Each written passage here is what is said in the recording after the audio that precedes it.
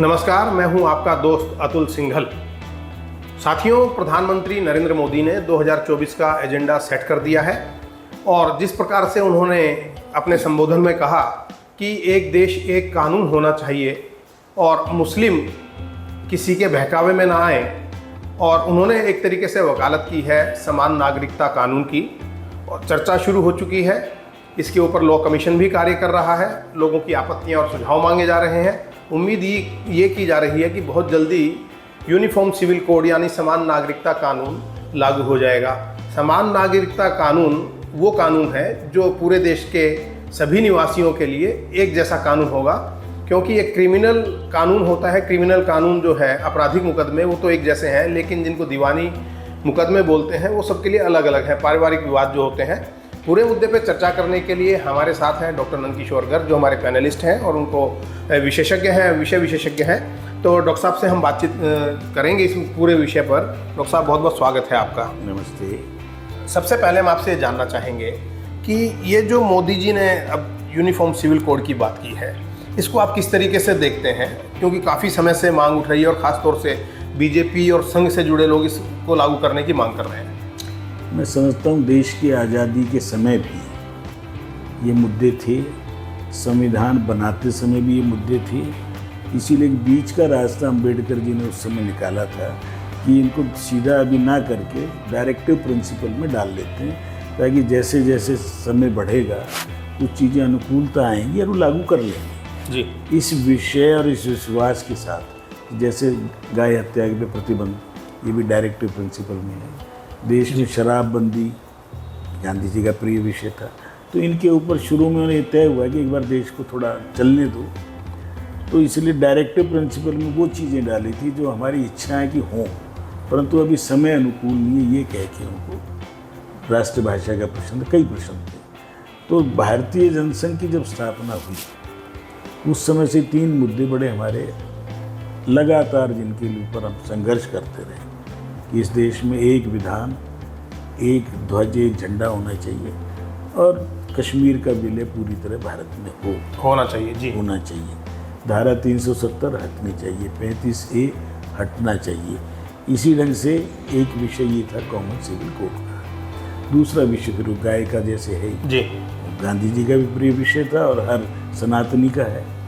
तो इसके ऊपर उस समय अम्बेडकर जी ने, सरदार पटेल ने, कि मुंशी जो आग्रही थे वो, और जवाहरलाल नेहरू जी चाहते थे बाद में हो। तो ये था कि शुरू में आपस में ज़्यादा मतभेदों को उजागर मत करो। इस्लाम को मानने वाले अधिकांश जो हमारे संविधान सभा के मेंबर भी पाकिस्तान चले गए, और यहाँ 15-20 जो रहे उन्होंने भी कहा दिया अभी रहने दो, ताज़ा ताज़ा विभाजन हुआ बाद में कर लेना। परंतु बाद अभी तक आई नहीं। आगे 75 वर्ष पूरे हो गए, अमृतकाल में हमने प्रवेश किया। आपको लगता है कि वो समय आ गया है? मुझे लगता है कि जिस हिसाब से लोगों का मैंडेट है, आखिर लोग चुनते हैं सरकारों को, और देश की आज़ादी के बाद पूरा मैंडेट या तो राजीव गांधी को मिला था 1984 में, उसका वो लाभ नहीं उठा पाए जितना उनको उठा सकते थे। यह मैंडेट हमें मोदी जी को मिला 2014 में, जितना मिला उसके हिसाब से कुछ कदम उठे। 19 में थोड़ा और ज़्यादा अच्छा मिला, तो धारा 370, 35 से हट गया, ट्रिपल तलाक हट गया, और राम मंदिर के लिए भी एक अनुकूल वातावरण बना।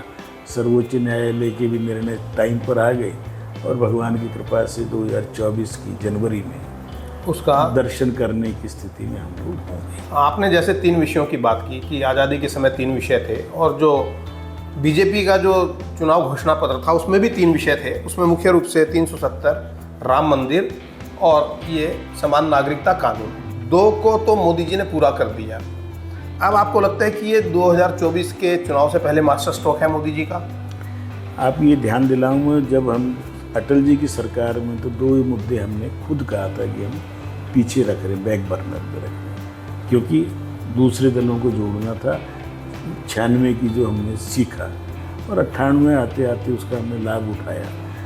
स्पष्ट कहा था कि हम ये 2 मुद्दे थोड़े दिनों के लिए पीछे रखें, पर मोदी जी ने जब लाइन से चल रहे हैं। अब ये सवाल जब उत्तराखंड के चुनाव में भी इशू था, कर्नाटक के चुनाव में भी था, हिमाचल के में भी था और कुछ राज्य सरकारों ने आयोग बना दिया है। गुजरात, उत्तराखंड का तो मुझे लगता है 5-7 दिन तक वो आ भी जाएगा प्रारूप। उसमें हाई कोर्ट के जजेस और बड़े प्रमुख लोग जी। अब इसको पूरे देश के अंदर लागू करना। गोवा में ऑलरेडी लागू है, तो लोगों को ये क्लियर, मेरे सुनने वाले ये नोट कर लें कि गोवा एकमात्र राज्य जहाँ कॉमन सिविल कोड लागू है और उसके कारण कोई दिक्कत किसी इस्लाम को मानने वाले को, क्रिश्चियन को, सिख को, बुद्ध को नहीं आ रही है। कोई आए तो बताएं। इसलिए एक तो ये भैर करने वाले लोग, मोदी जी ने क्या किया, सचेत किया है लोग कि आपको बहकाने वाले लोग बहुत आएंगे। कॉमन सिविल कोड होने से किसी का कोई अधिकार छीना नहीं जाएगा। डॉक्टर साहब, कॉमन सिविल कोड की हम लगातार बात कर रहे हैं, हम बात कर रहे हैं समान नागरिकता कानून की, और मैंने अभी शुरू में कुछ बताया अपने दर्शकों को कि समान नागरिकता कानून क्या है। तो ये पारिवारिक जो मुकदमे होते हैं, पारिवारिक विवाद होते हैं, ये किस प्रकार से होते हैं और क्या फ़र्क है हिंदू और मुस्लिम के पारिवारिक विवाद में, जो इस कानून के बाद समान रूप से सब पर लागू होंगे? मैं समझता हूँ कि महिलाओं को बराबर का हक मिले, इसकी लड़ाई पूरे विश्व में चल रही है। जेंडर इक्वलिटी, ट्रिपल तलाक से थोड़ी राहत मिली तो आज मुस्लिम महिलाओं को पहली बार लगा हमें स्वाभिमान से जी सकते, परंतु आज भी उनको बंटवारा परिवार का हो तो उनको बराबर का हक नहीं है। उनके लिए तलाक के अंदर मेहर है, उल्टा है काम। बच्चों के लिए परवरिश की कोई गुंजाइश नहीं है। तो ये सारी चीज़ें अन्यायपूर्ण हैं महिलाओं के प्रति, और मेल डोमिनेशन है, पुरुष अपना आधिपत्य इस्लाम में उसको केवल एक वस्तु मान रहे हैं। तो मोदी जी कह रहे हैं कि मेरा देश एक है, मेरी सब बहनें हैं, जैसे कि हमारे शिवराज जी हर बहन को बहन मानते हैं। अगर 1000 रुपये हर बहन के घर भेजा तो उसमें इस्लाम वाली भी थी, दूसरी भी थी, कोई अंतर नहीं था, बड़ी संख्या में भेजा। इसमें भी क्या है कि मोदी जी की इच्छा है कि इस देश में महिलाओं के प्रति अत्याचार रोकने की बात सब करते हैं।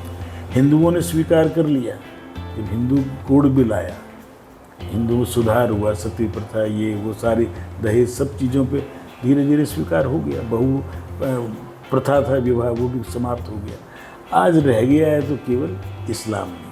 इसमें क्रिश्चियनिटी में कोई बड़ी प्रॉब्लम नहीं है, सिख में भी नहीं है, बुद्ध वो तो हिंदू वट वृक्ष की टहनी वो मानते हैं। शायद इसीलिए मोदी जी ने कहा कि जो मुसलमान है वो किसी के बहकावे में ना आए, क्योंकि अभी जैसे कांग्रेस ने आरोप लगाया कि मोदी जी ध्रुवीकरण करने की कोशिश कर रहे हैं चुनावों से पहले। कि कांग्रेस ही एक कंफ्यूज पार्टी हो गई।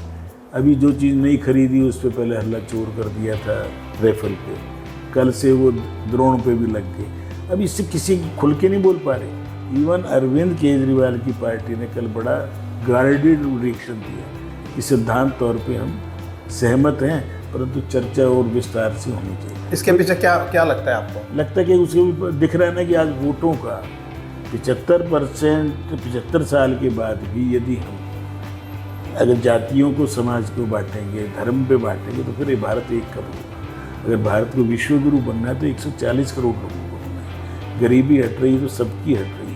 आज देश के अंदर सबको भोजन मिल रहा है, सबको मकान मिल रहा है, सबको पानी मिल रहा है, सबको लाइट मिल रही है, गैस मिल रही है, सबको मिल रही है, सब चीज़ों में मिल रही हैं। तो मेरी मुस्लिम बहनों को ट्रिपल तलाक से कुछ राहत जो मिली, परंतु बंटवारे में, बच्चों की देख रेख के लिए, पैतृक संपत्ति में, वो भी सब बराबर मिले। और ये फालतू का जो दादागिरी है कुछ लोगों की इस्लाम के नाम पर, डराने की, धमकाने की, हलाला जैसे ये गलत रिवाज हैं, इन सब से मुक्ति कब मिलेगी? जब हमारा CRPC तो एक है। अगर आज चोर को सजा एक सी मिलेगी, वो इस्लाम उनको माने या हिंदू सनातन को जी, इसके अंदर जो अंतर है वो मिट जाएगा। तो मिटने से एक रूपता आएगी, और ये बहुत से इस्लामिक देशों में हो चुका है। भारत उसके लिए पहला देश नहीं है। इसलिए जो चीज़ प्रोग्रेसिव स्टेट हैं जो, उन्होंने ऑलरेडी इसको कर लिया है कि यूनिफॉर्म सिविल कोड हो। मैं समझता हूँ ये 1 साल तक ये सारी स्थिति ठीक हो जाएगी। लागू शुरू में राज्यों में होगा, उसका रिएक्शन जाएंगे। कोर्ट ऑलरेडी कह चुकी है, सुप्रीम कोर्ट ने कई बार याद दिलाया कि ये हमारा विषय नहीं है, ये संसद का विषय है। तो जो संसद का विषय तो संसद करेगी, तो संसद करे, सबको उसका वेलकम करना चाहिए।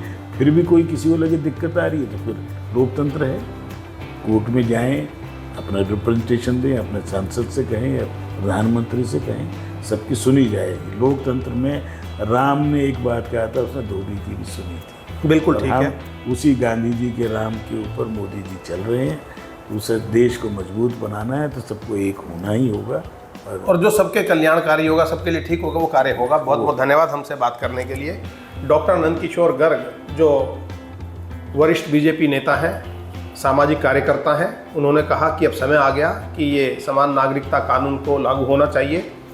ये बीजेपी के और संघ के एजेंडे में था काफ़ी समय से, लेकिन इस कानून के आने से किसी को डरने की या घबराने की आवश्यकता नहीं है, क्योंकि मुस्लिम महिलाएं जो हैं और जो बच्चे हैं उनको निश्चित तौर पर इसका लाभ मिलेगा।